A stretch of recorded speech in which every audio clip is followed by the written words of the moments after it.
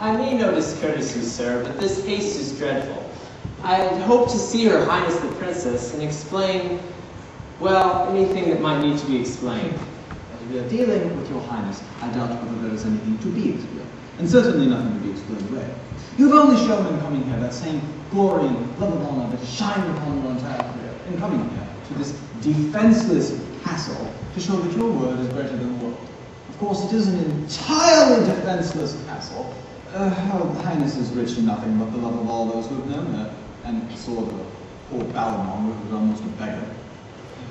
But you are commander of great armies. This is for you to choose.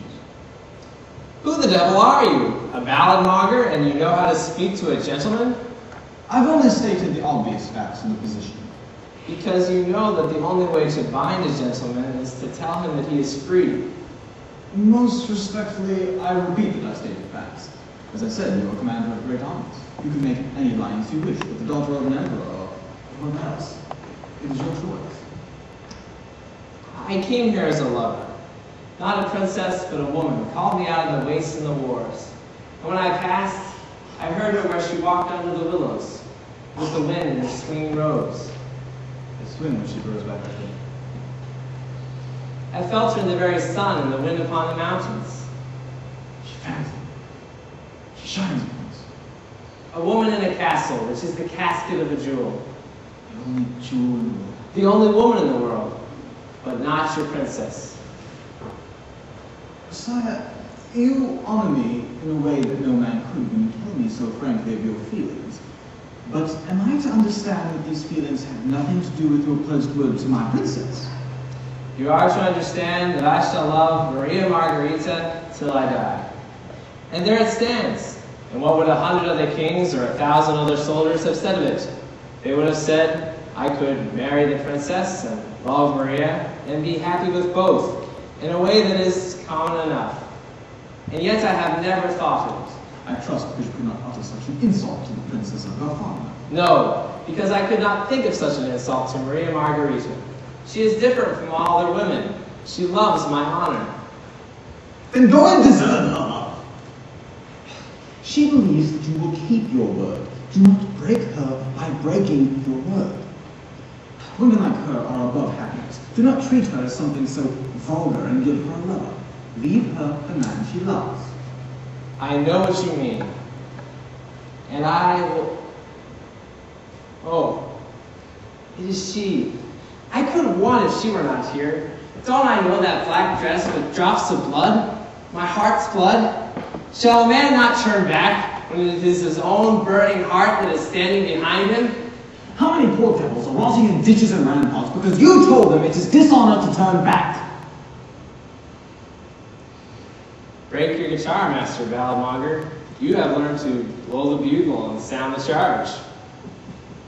Well then, I am assured that your Majesty is passing to your most happy and noble wedding feast on which we've all invoked so many blessings and joys.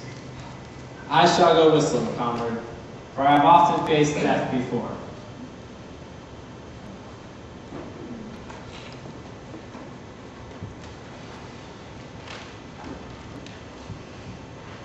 Well, I suppose every dog has his day. I am a stray dog, but it's had most amazing. And now I must go out again into the night. But before I go, I have a confession I fancy to make. And I think I can tell it to you, Don Maria. Yes, you are silent, and I don't wonder. I came here crawling out of the gutter, and I fell in love with the Princess of Gothard at first sight. If I was standing beside the princess, as I am standing beside you, I would not have the strength of the words to reach her. It would be like going out in the garden and shouting at the stars. Never in the eons needed to reach such stars. Shall I ever say to the woman I love, I love you? You are still silent. Are you also horrified? Somehow I do not think so. If you were, you would go away. Come, Don Maria, I have thrown off the mask. Can you not throw off the veil and let me see one good woman and perhaps hear one good word before I return to the taverns of Thebes? I cannot see your face, but somehow I cannot imagine it cruel.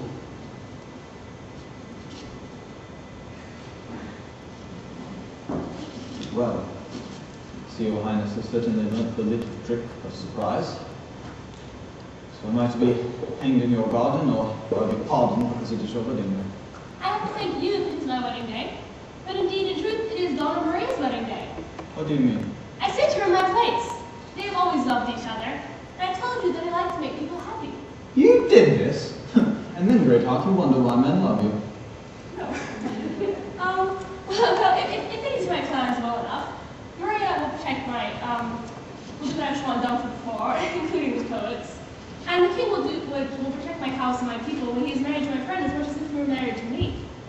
Perhaps I may be allowed to advise her a little. I shall be a good confidant. I'm an excellent lady in waiting. And that's all I really care about. The city and state of Godfather. What? What was that? That was a cry that has not been heard on earth since it was heard in Egypt. It is the cry of surprise. For once in all of our fallen and mazy wanderings, a man has seen his most secret daydream come true. Many a man has been lucky in marrying the woman that he loves, but he is luckier still in loving the woman that he marries. You mean that it is more of a surprise? But could you not have... No, I could not. If I had gone to Maria and offered to give place to her, she would have been burned at the stake before she accepted the sacrifice. She would never have allowed me to sacrifice anything. To the very last, by every sort of delay and dodging and mulish silence, she would have insisted on sacrificing herself.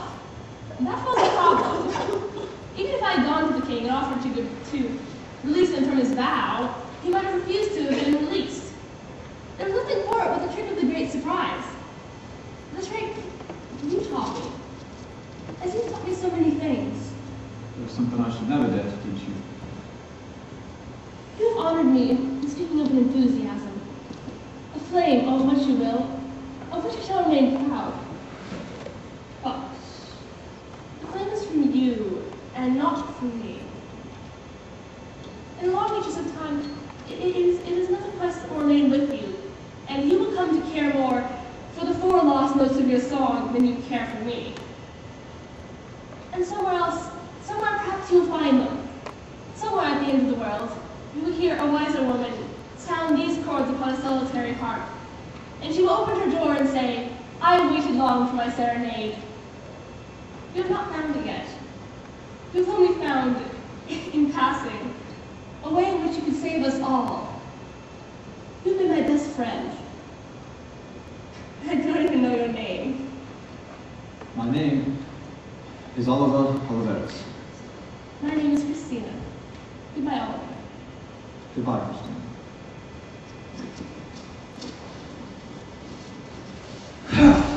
So we returned to the old road.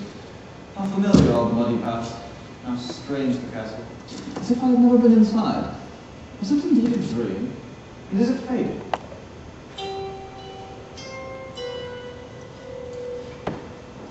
I waited long for my serenade. Good heavens! A surprise!